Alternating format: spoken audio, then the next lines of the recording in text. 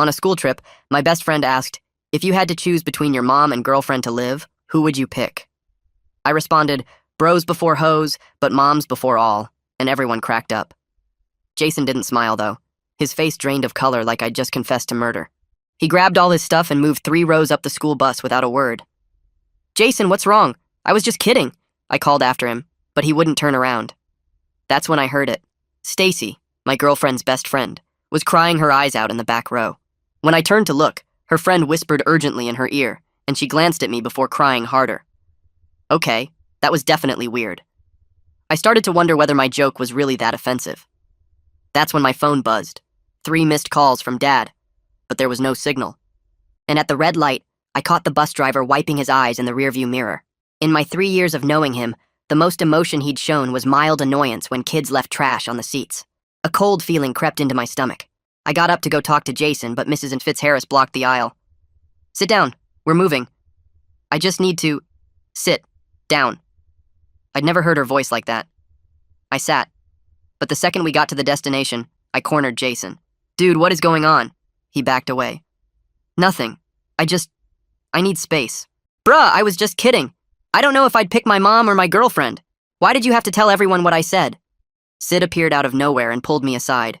Our team captain, who'd never said more than pass the ball to me, grabbed my shoulders. Bro, if you need to talk about anything, I'm here. About what? I was almost shouting now. He just squeezed my shoulder and walked away. That cold feeling in my stomach was spreading. During the water break, Ryan shuffled over. This kid didn't even know my name. Yo, the blonde Kaylee from volleyball thinks you're cute. She's single now, too. The words hit like a punch. Dude, what the hell? I flashed him my lock screen. I have a girlfriend. His face went white. Just trying to help you move forward, man. Move forward from what? He practically ran away. I tried calling my girlfriend Isabella on the public landline right then, straight to voicemail. I must have called 15 times. I was losing my mind. Everyone felt so bad for me that no one even forced me back on the field to play. As soon as lunch hit, I grabbed Jason more aggressively this time. Tell me what's happening. Now. I can't. He was typing frantically in his notes app. You can't, or you won't. His girlfriend Ava read over his shoulder, then slapped him hard. How could you not tell him? You coward! She stormed off. Jason, did something happen to Isabella? He wouldn't look at me, just kept typing. That's when Stacy walked by. She saw me and her face twisted with rage. You never deserved a girl like Isabella! I always told her she deserved better! Her friend clamped a hand over her mouth and dragged her away. My head was spinning. I stumbled to the vending machines where the coaches were arguing. He has a right to know now, Mrs. Griffin hissed. There's no point. The decision has already been made. Mrs. Fitzharris shot back. Somebody tell me what's happening, I shouted. They scattered like roaches. It wasn't until the bus ride back that Jason spoke to me again. By that point, I was so sick of everyone's BS that I just wanted to show him the Minecraft base I'd been working on. We were 10 minutes away from the school when I turned my phone off. Jason. My voice was deadly calm. What's going on? He started crying. I can't tell you right now, but don't worry. No one's dead or anything. Everyone's okay. I believed him and went back to playing Minecraft. As soon as I was off the bus, my dad practically shoved me into his car. Dad, what happened? He didn't respond, just started going 40 miles faster. When we got to the hospital, the lobby was full of Isabella's family dressed in black. As soon as I locked eyes with her mom, she rushed at me screaming, You chose her! You chose her over my baby! Her husband had to hold her back as she kept screaming, She loved you! She trusted you! I tried to stop my dad from walking. What the hell happened to Isabella? But he yanked my arm and pulled me toward the ICU. Come on, just come with me. My heart dropped as I was faced with my mom in room 491, unconscious and hooked to machines, alive but barely. There was an accident the morning before your trip. A drunk driver hit them head on. Them? Isabella was in the car with your mom, and you made your decision. I grabbed the bed rail to keep from falling. Isabella's gone, son. All thanks to you. My legs gave out and I had to grab the bed rail harder just to stay standing. The machines around Mom kept beeping and it felt like they were screaming at me. Dad's words kept bouncing around in my head, but nothing made sense. How could I have was chosen anything when I wasn't even there when it happened? Dad reached for my shoulder, but I jerked away so hard I almost fell. What do you mean I made a decision? My voice cracked and I could barely get the words out. He just stood there with his face all hard like stone, but his hands were shaking bad. "You made your choice with that joke on the bus." His voice was flat and dead. "Everyone heard you say moms before all." The room started spinning and I had to grab the chair to keep from falling over. A nurse in blue scrubs came in and looked between us with worried eyes. Her name tag said Melissa Curry, and she had that soft voice nurses use when something's really wrong. "Visiting hours are ending in 10 minutes. She looked at Dad and then at me. "There's a family counseling service on the 3rd floor if you need someone to talk to." Dad just waved her away without even looking at her. My ears were roaring, so loud I could barely hear anything else. I planted myself in the chair next to Mom's bed and grabbed her hand. "I'm not leaving."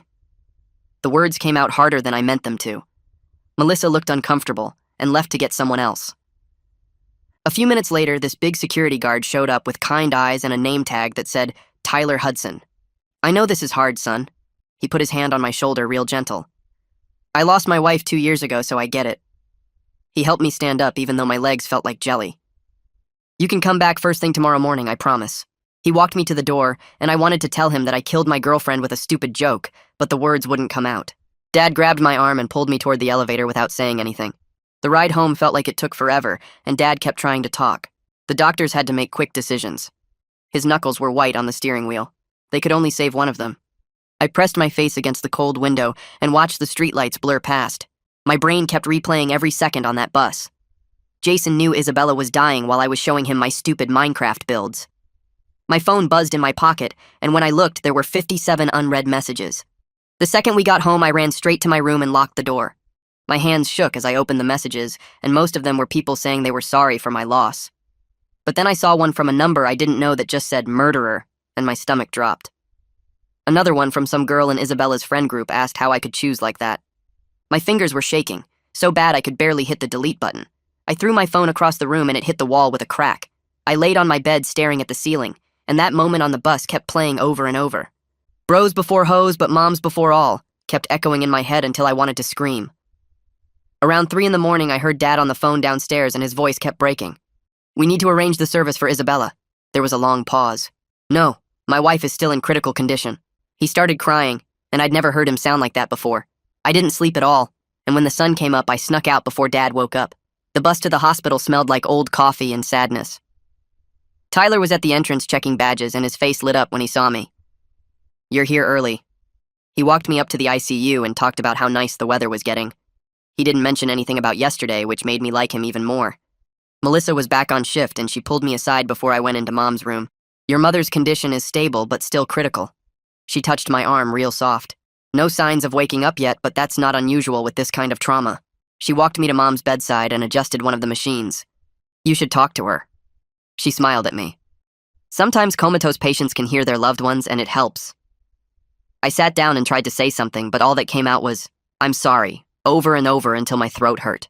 I was still sitting there when someone pulled me into a huge hug from behind. It was Uncle Corey, and he smelled like airplane and coffee. "Your dad called me and told me everything." He held me at arm's length and looked at my face.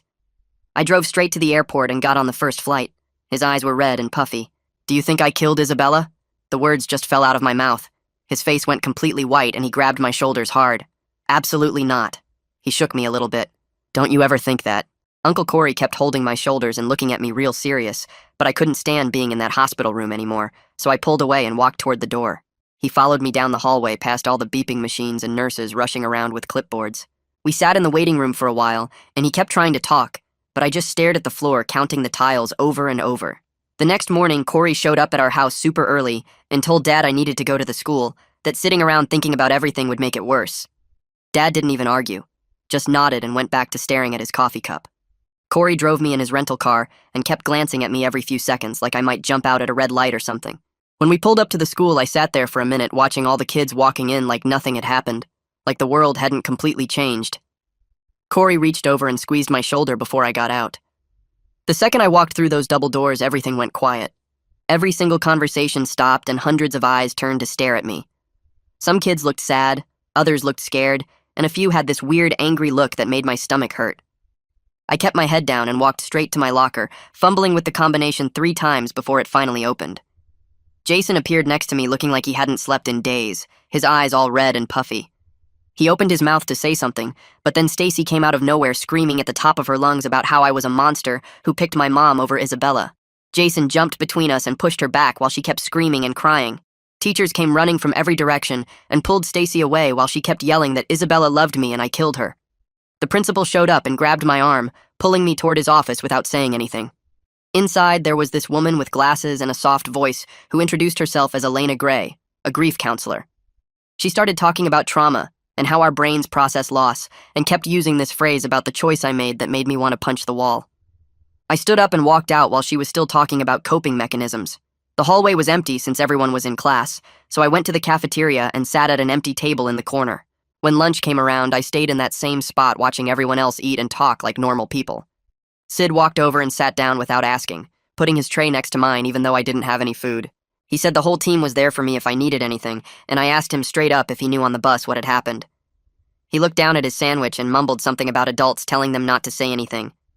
That hurt worse than Stacy's screaming because at least she was honest about hating me. After school, I was walking to the parking lot when Mrs. Griffin called my name from her classroom doorway. Her eyes were all red and she kept wiping them with a tissue while she apologized for not telling me on the trip. She explained there was some protocol about not traumatizing students during school events, and they thought they were protecting me. I asked her if she would want to be protected like that if it was her family, and she just stared at the floor without answering. Corey picked me up and drove me straight to the hospital because he said Mom needed to see me even if she was unconscious. In the parking lot, this guy about 25 walked up to us, and I recognized him from pictures as Blake Campbell, Isabella's older brother. His face looked exhausted, and he said his parents were having a really hard time, but he didn't blame me for anything. Then he told me Isabella had been driving to my house that morning to bring me my lucky pen that I'd left at her place the night before. My legs got weak, and I had to lean against a car while he walked away. Inside the hospital, Elena Gray was waiting by the elevator like she'd been tracking me down. This time she actually listened when I explained that I didn't make any choice, that I wasn't there, that the stupid joke was just words that meant nothing. She nodded and suggested we work on separating what actually happened from what people were saying happened. After she left, Dad showed up, and we sat in his car in the parking lot for a long time without talking. Finally, he told me he'd said stuff to Isabella's parents about me choosing Mom because he needed someone to blame who wasn't the drunk driver. He said knowing it was just random and senseless made him feel crazy, so he created a story where there was a reason. The next day at the school, everything was even worse because now the rumors had changed and people were saying I knew about the accident during the soccer trip and chose to keep playing instead of coming home. Ryan walked up to me in the hallway between second and third period and said Isabella would understand my choice to stay and play. I pushed past him and kept walking to class. During fourth period, Mrs. Fitzharris tried to talk to me after everyone else left for lunch. She started apologizing and explaining about district emergency protocols, but I couldn't listen to it anymore and walked out. She followed me into the hallway, still talking about how she thought she was protecting me from trauma. I turned around and told her she was protecting herself from having to deal with my reaction, not protecting me from anything. Corey was waiting in the parking lot and drove me straight to a lawyer's office downtown, where this older guy in a wrinkled suit explained that Jax Watkins had blown a .24 on his breathalyzer test. The lawyer kept shuffling papers while telling us this was Watkins's third DUI arrest, and he'd already had his license suspended twice before, but kept driving anyway. Dad was supposed to be there, but Corey said he couldn't handle it right now, and I noticed the lawyer kept glancing at me like he was waiting for me to explode or cry or something. I just sat there feeling this clean, simple anger at Watkins that was so much easier than all the complicated feelings about everyone else. The lawyer showed us photos from the accident scene, and I had to look away when I saw the twisted metal that used to be Mom's car. Corey signed some papers for Dad, and we left without me saying a single word the whole meeting. That afternoon, Corey dropped me at the cemetery, and I walked around for 20 minutes before finding Isabella's grave with fresh dirt and a temporary marker. I'd stopped at 3 different stores to find her favorite flowers. These purple things she always said reminded her of her grandmother's garden. The groundskeeper was trimming grass nearby, and I sat on the cold ground telling Isabella about the bus and the joke and how Jason knew and everyone lied. My voice cracked when I explained about her mom screaming at me and how Dad blamed me for choosing. The groundskeeper moved further away, but I could tell he was giving me space on purpose while I sat there crying into my hands. When I got back to the school the next day, Ava was waiting by my locker with her arms crossed and this guilty look on her face. She explained that Jason had been throwing up every morning since the trip and couldn't eat anything without getting sick. She pulled out this thick envelope from her backpack and said he'd written me a letter, but was too scared to give it to me himself. I pushed the envelope back at her and told her I didn't want his letter. I wanted him to tell me the truth when it mattered. She nodded and walked away without arguing, which somehow made me feel worse. 2 days later, we had to meet with the district attorney at the courthouse, and Hadley Pierce turned out to be this tiny woman who talked like she was giving orders to an army. She spread out all these documents on the conference table showing Watkins' previous arrests and explained he was looking at 15 to 20 years if convicted. Dad actually showed up for this meeting, and when Hadley mentioned Watkins' lawyer might try to blame the victims, Dad slammed his hand on the table and said, "Nobody minimizes anything because his daughter is dead." Hadley didn't even flinch, just nodded and made notes while Dad's face turned red and Corey put a hand on his shoulder. At the hospital that evening, Melissa was doing her rounds when Mom's hand moved during a reflex test and actually squeezed back. Victoria Tate, the physical therapist, came in to examine Mom and explained this could mean her brain was starting to respond, but warned us not to get our hopes up too high yet. I stood there watching Mom's fingers twitch slightly and felt hope and dread wrestling in my chest, because what if she woke up and asked about Isabella? Victoria showed us exercises we could do with Mom's hands and feet to keep her muscles from getting too weak while she was unconscious. 3 nights later, I was doing homework at the kitchen table when someone knocked on our door, and Dad opened it to find Isabella's mother standing there alone. She looked smaller than I remembered, like grief had physically shrunk her, and she asked if she could come in to understand what really happened. Dad led her to the living room and told her everything about my stupid joke on the bus and the protocol that kept everyone from telling me and his lie about me choosing. She sat there crying quietly, while Dad explained how he needed someone to blame and created this story about choice when really the paramedics made the decision based on who they could save. Isabella's mom didn't scream or forgive us, but she stopped talking about choices and left without looking at me. School got worse every day with people whispering and staring, so Corey called the principal and arranged for me to do independent study for the rest of the semester. The principal agreed right away, probably relieved he wouldn't have to deal with any more scenes in the hallways, and sent home a packet of work I could do on my own. That night, Jason texted me that he understood if I never wanted to talk to him again, and I didn't respond because I didn't know what I wanted. Elena scheduled a family therapy session at the hospital, and Dad showed up drunk, which nobody said out loud, but we all knew. He started crying about 20 minutes in, sobbing about how he failed me and failed Mom and couldn't stop drinking since the accident. Corey immediately got on his phone looking up treatment programs while Elena kept talking to Dad in this calm voice about grief and unhealthy coping mechanisms. The next week, Ford Maddox showed up at our house with 2 suitcases and announced he was staying to help because that's what friends do. He'd been Dad's roommate in college and immediately started handling all the stuff we'd been ignoring, like the stack of bills on the counter and the empty fridge and the lawn that hadn't been mowed in a month. Having an actual adult taking care of things made me realize how much everything had been falling apart.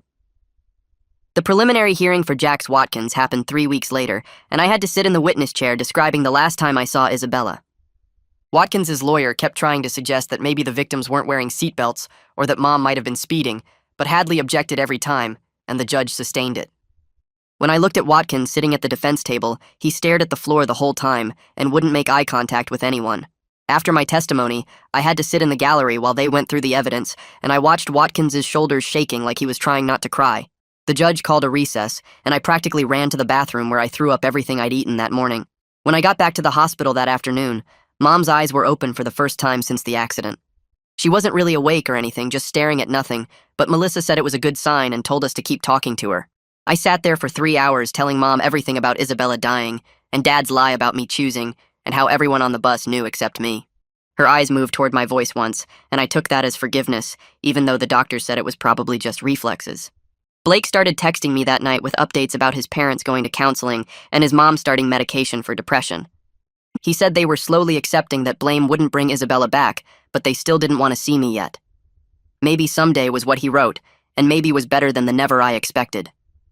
3 weeks after everything happened, I finally made myself read the news articles about the accident online.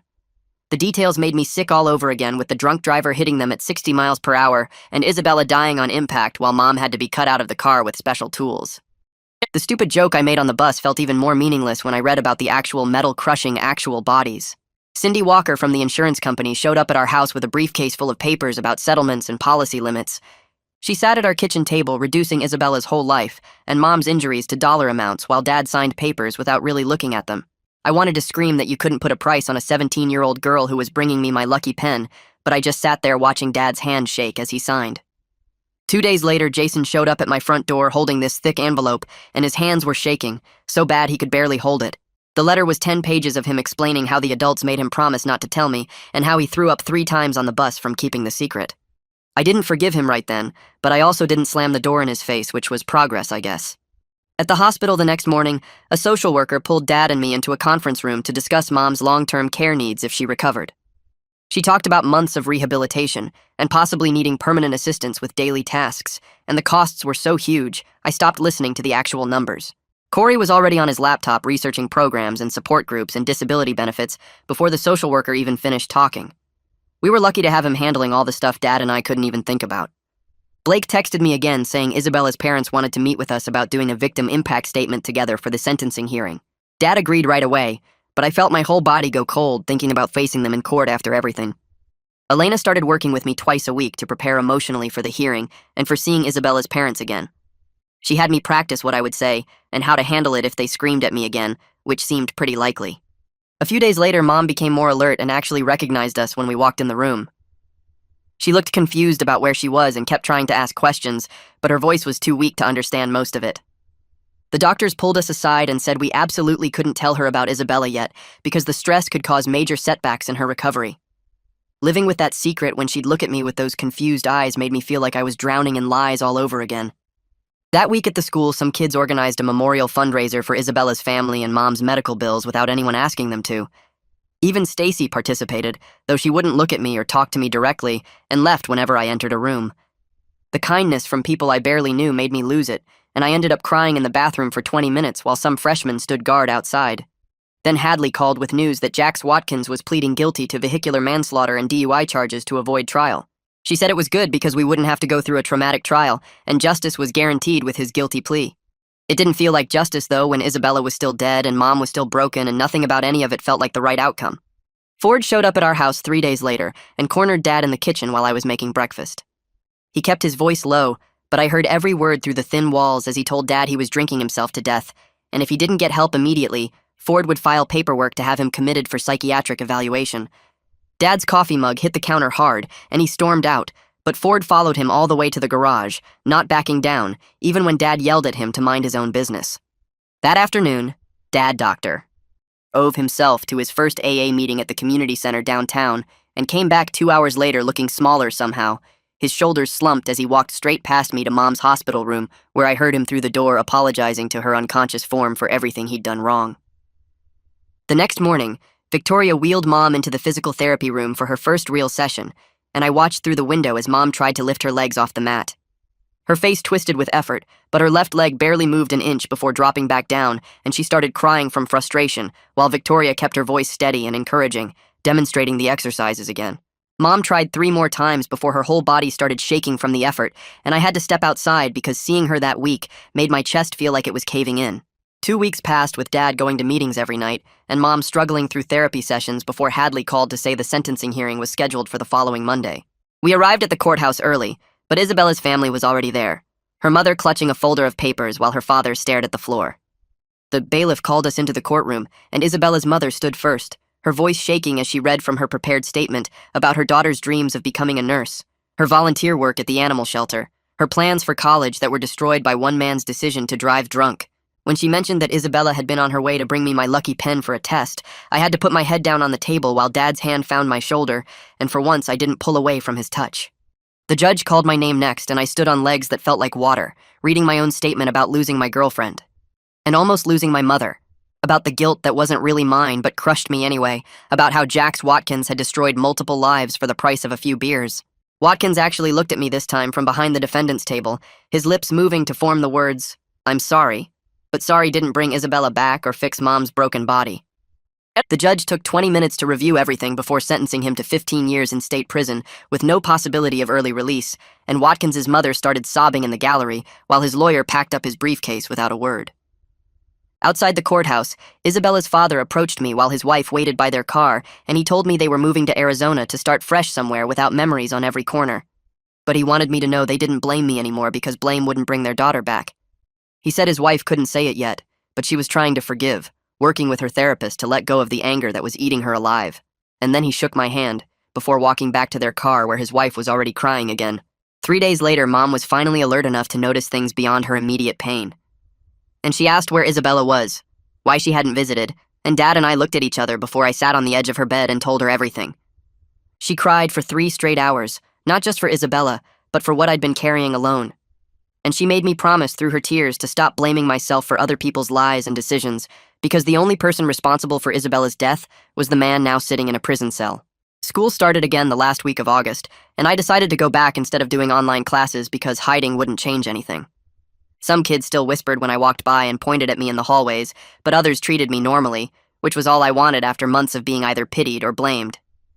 Jason and I ended up in the same English class, and while we weren't friends like before, we could sit in the same room without me wanting to punch him, which felt like progress even if we never talked directly. Mom's recovery picked up speed once she was mentally engaged, pushing herself harder in each physical therapy session until Victoria had to actually tell her to slow down. Victoria said Mom's determination was remarkable, but I knew the truth, that it was partly guilt driving her, survivor's guilt that we both carried but never talked about directly, just understood through looks across the dinner table. Dad hit 6 weeks sober, and it showed in everything from his posture to his voice, and he started handling all the insurance paperwork Mom couldn't deal with, coordinating her care schedule, even cooking actual meals instead of ordering takeout every night. Ford came over for dinner and joked that it was like getting his old college roommate back, and Dad actually smiled for real, not the fake one he'd been wearing like a mask. That same week, Blake texted me out of nowhere to say his parents were doing better. His mom had started working part-time at a library, and he wanted me to know that Isabella had been planning to surprise me with concert tickets for my birthday because she'd saved up for 3 months to buy them. I saved his message and read it whenever the guilt started creeping back, reminding myself that she'd loved me enough to plan surprises, that our relationship had been real even if it ended in the worst possible way. 3 weeks later, Elena showed up at the hospital while I was visiting Mom and mentioned this support group that meets in the conference room on Thursdays for families dealing with drunk driving accidents. Dad wasn't interested at first, but I convinced him we should at least check it out since we were already at the hospital anyway. We sat in the back row of metal folding chairs while about 15 other people formed a loose circle near the front. A woman talked about losing her son 6 months ago and how she still set his place at dinner every night. A man described finding his wife's glasses in the wreck and keeping them in his pocket ever since. Nobody tried to make anyone feel better with empty words, and that made it easier to just sit there and listen. Dad's hands stayed clenched in his lap the whole hour, but afterward he said we should come back next week. 2 months passed before Mom was stable enough to come home, and Corey had been working like crazy to get the house ready. He installed grab bars in all the bathrooms and built a wooden ramp over the front steps that took him 3 weekends to get the angle right. The physical therapist came by to check everything and suggested moving Mom's bed downstairs to the living room since stairs were still impossible. We rented a hospital bed that barely fit between the couch and TV, but Mom didn't complain once. That first night home, we ordered pizza from the place she always liked and put on old movies while pretending the hospital bed and walker weren't taking up half the room. Mom fell asleep during the second movie, and Dad and I stayed up late just watching her breathe normally without machines beeping every 5 minutes. School started getting weird in October when the guidance counselor pulled me into her office to tell me I'd been selected for some new peer counseling program. She said my experience made me uniquely qualified to help other students dealing with trauma and loss.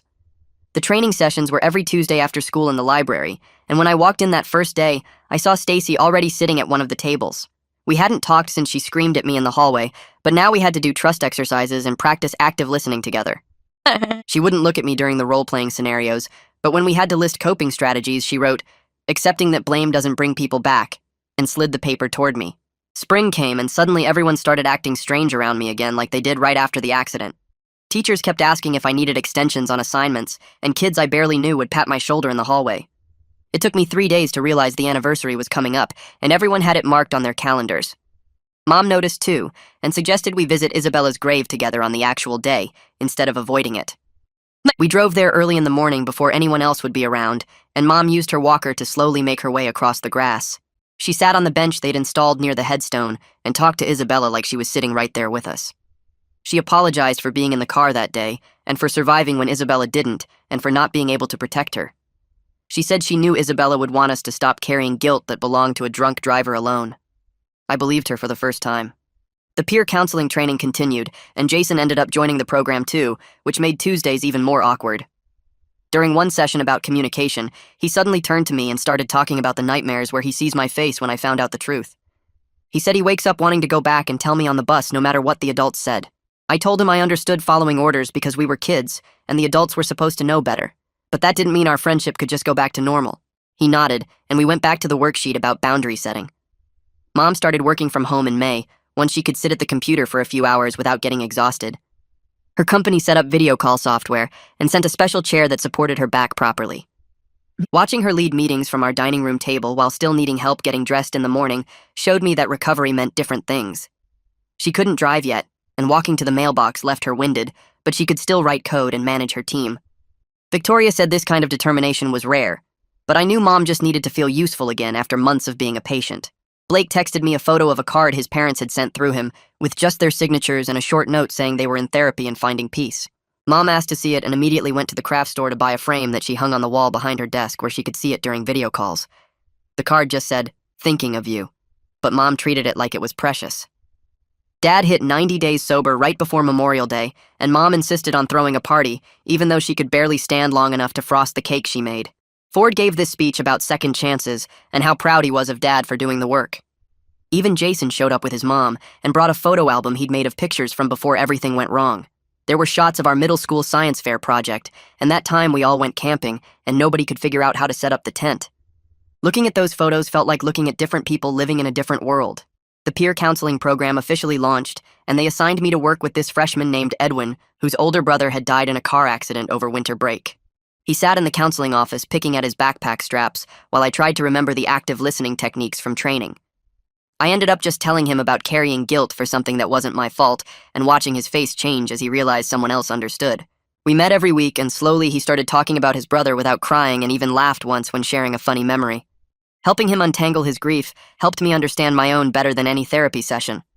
Mom had been working with Victoria on walking without the walker for weeks and finally managed 10 steps across the living room on a random Thursday afternoon. Dad and I cheered like she'd just won a marathon, and Mom laughed so hard she had to sit down immediately. Victoria warned us about expecting too much too fast, since Mom still had months of therapy ahead, but Mom just kept saying she had a second chance and wasn't going to waste a single day of it. Graduation came faster than expected, and when they called for a moment of silence for Isabella, the whole gym went quiet. The principal asked me to come up and say something, so I walked to the podium with my legs feeling like jelly. I talked about how tragedy doesn't care about our plans, how we all want someone to blame because it's easier than accepting that sometimes terrible things just happen, and how healing doesn't happen in straight lines but in messy zigzags. Stacy was sitting in the third row, and I saw her nodding along, and afterward, when everyone was taking pictures, she came up and said Isabella would be proud of how I handled everything. That same week, Blake texted me out of nowhere with updates about his family settling into their new city, saying his mom was starting to smile again sometimes when she thought nobody was looking. He attached a photo of them standing at Isabella's new grave marker, which read, "Beloved daughter, loyal friend," with her favorite quote about living each day fully underneath. I saved that photo to my phone and looked at it whenever I started feeling guilty again. 3 weeks later, Dad and I drove Mom to the hospital for her final surgery to fix some nerve damage from the accident that was still causing problems. While we sat in the waiting room drinking terrible coffee from the vending machine, Dad apologized again for putting all his grief on me back when it happened. I told him I understood now, because grief makes people do terrible things to the people they love most, and we both knew that was true from experience. The surgery took 4 hours, but Victoria came out smiling and said everything went perfectly. Mom's prognosis was upgraded to near full recovery with continued therapy. She hugged all 3 of us and said Mom was the strongest patient she'd ever worked with in 15 years. When Mom woke up from the anesthesia, she made a joke about having good motivation since she had to come back for me, and even the nurses laughed.